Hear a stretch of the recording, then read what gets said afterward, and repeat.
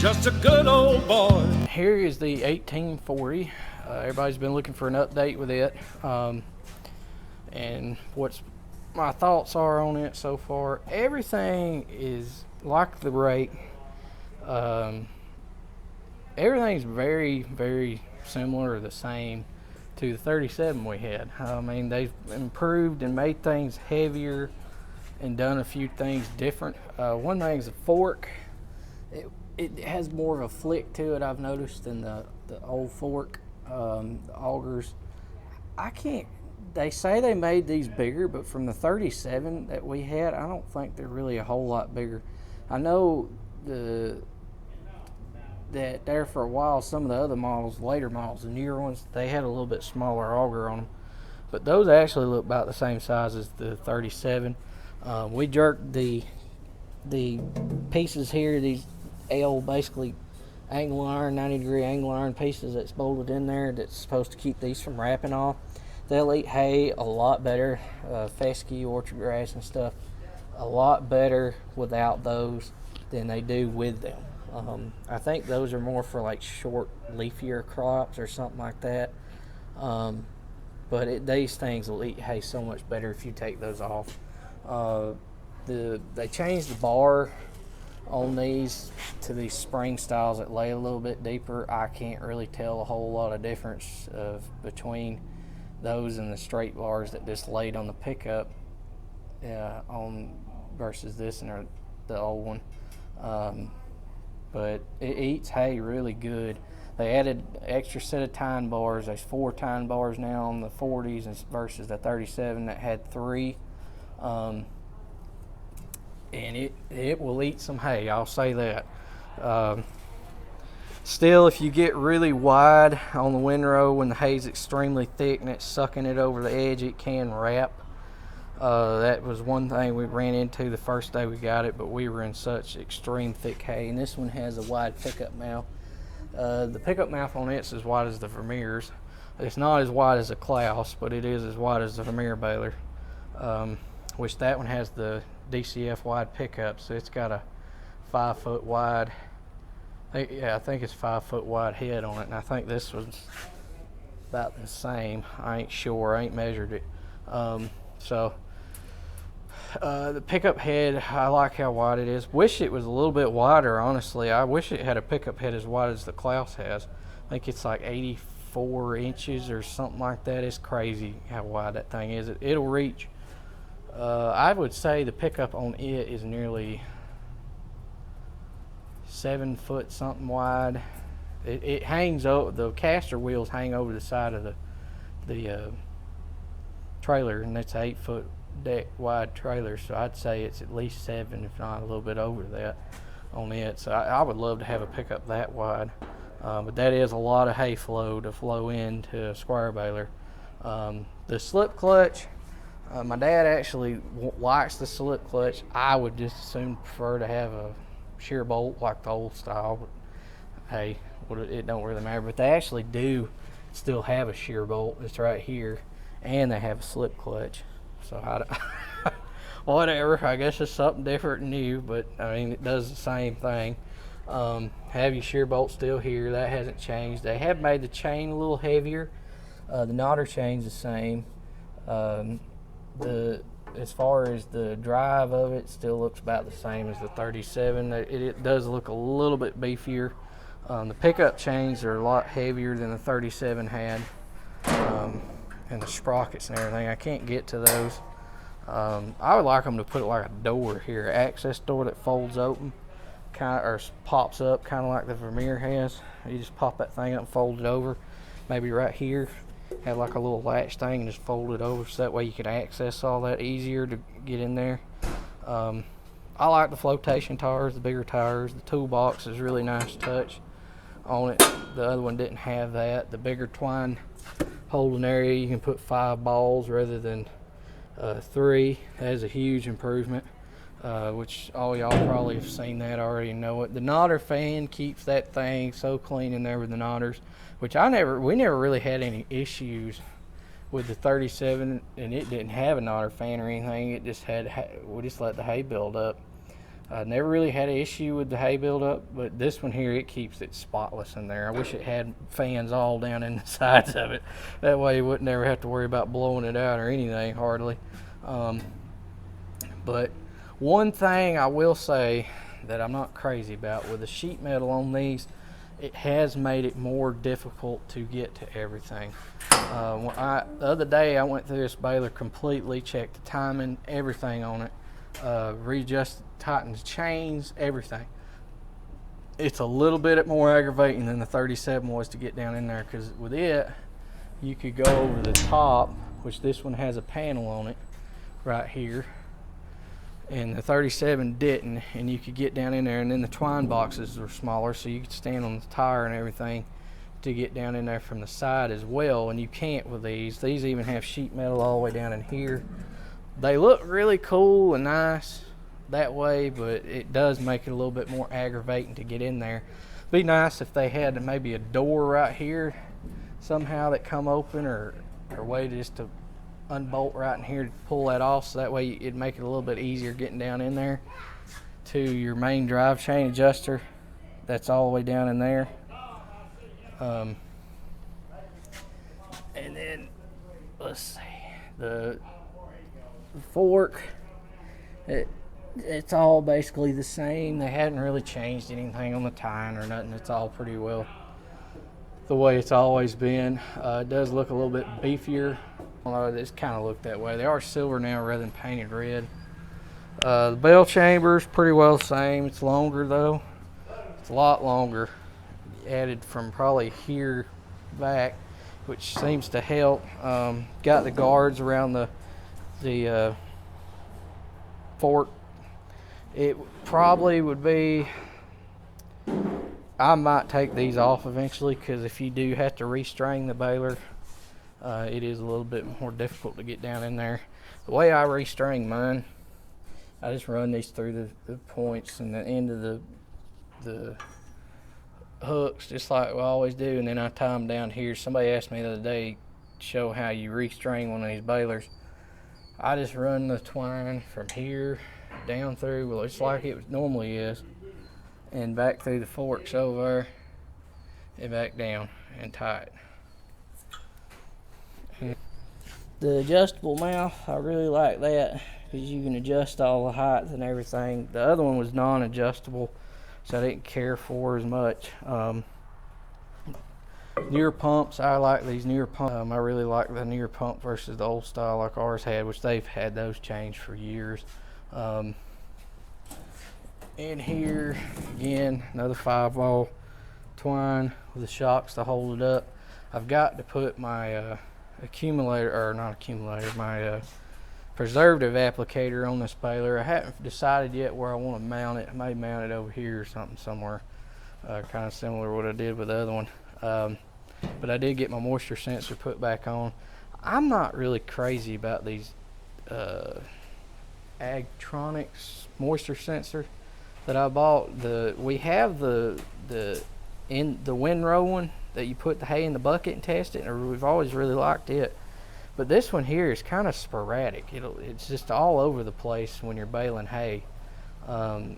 And it doesn't really hold a number that's kind of solid. It's constantly changing. Like, it'll show a dry and then high and then dry and then high, and it's more of a nuisance than anything, because you can check the hay, get out, check it, feel it, and everything else, and it feels dry.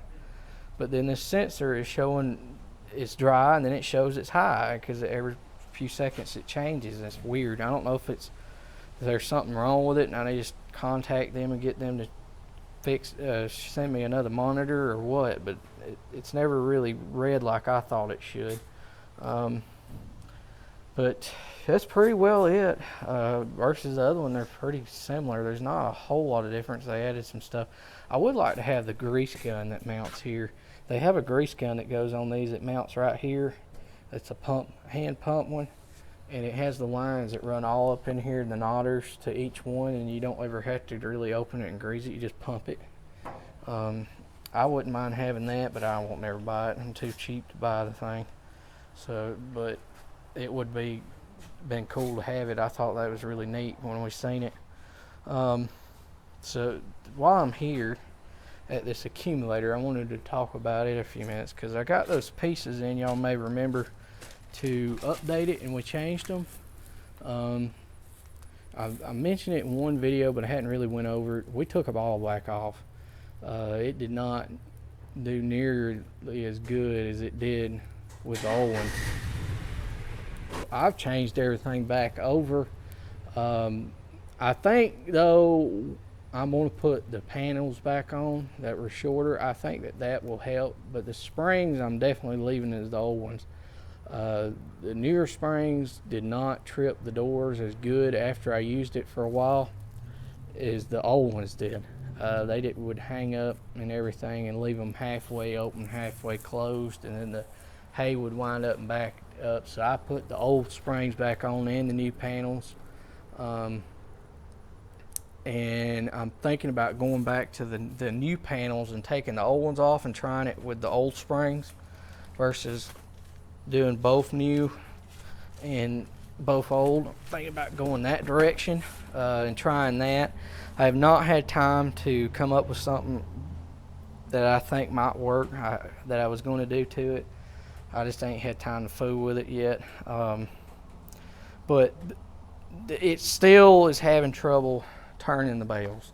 If you had the straight 8 or 10 wide that comes up and down, it would be flawless.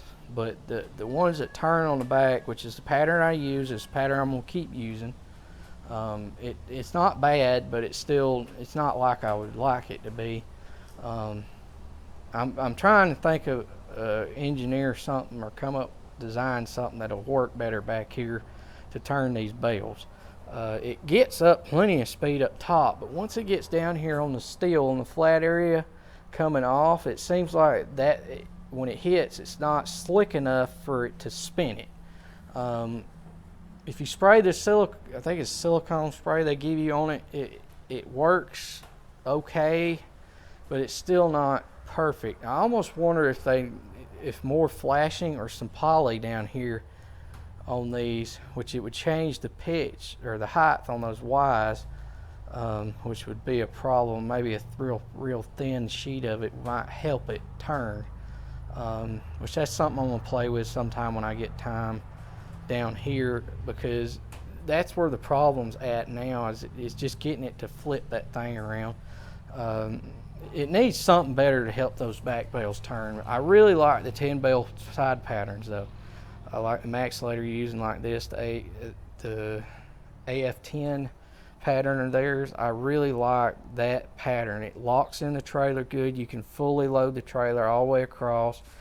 You can tie each layer. It just works better stacking and hauling and everything. But I'm still working on these bugs on the back end of this thing, trying to get it all to work like I want it to work. Other than that, I really like this thing a lot. One other thing I'm thinking about doing to it that I think it needs to make it better is, even with the belts as tight as they're supposed to be, sometimes when you turn real sharp, the bales can get hung right here off the back of the baler, even set up like it should be. So what I'm thinking about doing is, as far as it touching or anything, I'm thinking about adding on to these where these pieces flex out. Think about welding or tack welding some pieces in here to extend these fins on the sides and the top. Another place, especially this top, one thing that I've seen with our rougher ground through the dips and dives we have trouble with is at the top it'll hang right here rather than the sides. The sides do it a little bit, but the top's normally where it hangs. And I'm thinking about adding a piece of steel right here to make it longer and put more of a V on it, maybe in a little bit on the sides, and see if that'll help it as far as getting the hay in there a little bit better. The biggest thing we fight is the way our ground lays. And that's just kind of, I couldn't even use, the only other accumulator I could have used on our ground, you can't run a Steffens, it's too low to the ground. The drag kind are too low. It tore all the pieces dragging across the ground. That's real low. I can't remember what they're called. SLC Farms has one that's real low to the ground. I couldn't ever use that kind of accumulator on my ground. It won't work. They'd drag everything and I'd wind up and tear it all to pieces.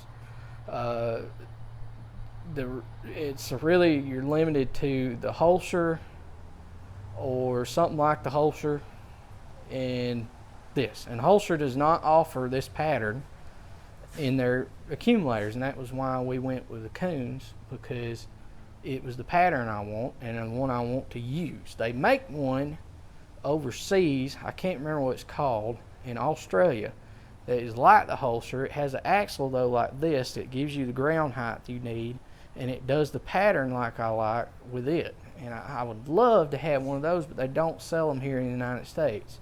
And that was and then again, once you get into hydraulics and all electronics, things get really expensive. Whereas these don't have all that. It's all trip doors and manual, and it saves you a lot of money versus the Holsters and stuff. Those things are expensive compared to this. I still believe though that the bale bundlers are the best way to go. The technology has not gotten there enough yet to where it's cheap enough to make it viable for somebody like me. You need to be doing a lot of hay to be running a bale bundler for what those things cost. Like the bale bearings and stuff, I mean, those are outrageous high. They do have one out right now that I've been looking at very hard. I really like the looks of it. It's not the Bale Bandit.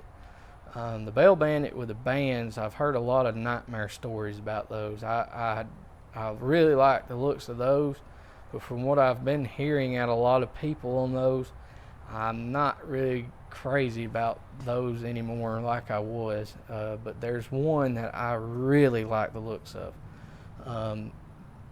But it's still high. I think in another 10 years, that's all you'll see. You won't see these accumulator systems like this anymore. That you won't be able to give them to people, because I think by then the technology in the development of them will be simplified down to where people that don't bale quite as much hay can then afford those things, and then it'll eliminate these accumulators and stuff like this. Because that's the way of the future. That's the easiest way to handle squares. That's the whole thing. It doesn't get better than a bale bundler until except for the reliability part. I don't know how reliable those things are. But like I said, another 10, 15 years, after the technology gets there and things are made cheaper to the computers and everything to run those things, and it gets to be more simplified, you'll see the price really drop, I think, on those, or it will be cheap then compared to now. And it'll be more feasible down the road. But right now, they're still really new, and even though they've been out for probably 10 years or longer, but the technology is still really new there, and that's still very expensive investment to get into in hay, but that's the way to go if you're going to do it and get it out of the field. A lot of people like these rebalers. They have their place, I'll put it that way, but right now it's not for me. That's not a direction I want to go. I like doing mine once and getting it out of the field and being done with it. I don't like doing things twice and putting all that money in it. I still stand by the fact, though, I think that if you're buying hay in a 4x6 bale and you take that hay and you can buy it cheaper than pretty cheap, and then bring it back to where you sell it and flip it, unroll those bales, rebale them, and I think you can really make some decent money doing that. But I'm just not there yet. That would be more in a hay trader kind of line of something, but I'm not there. I don't want to do that right now. It's not something I just want to do. It kills me to do things twice. You can do it. I know several people, I've talked to several people that tells me I ought to do it, that I know, and on YouTube and social media, that they roll everything, all their hay, and then they bring it home, and then as they get the orders, they just rebale it and load it on the trailer. And depending on the setup you get, it determines how easy that is, and how much money you're willing to put in it. But if I was going to put that kind of money in it and get that kind of time and everything tied up in it, I would probably just go buy me a bale bundler personally. But everybody's different. Everybody's markets are different. Everybody's area is different. I'm not throwing off on anybody that does that. You know what makes your bottom line work and makes you money. But for me, it's not something I want to do. But I'll leave it at that. So thanks for watching. Hope this helps everybody. Please comment.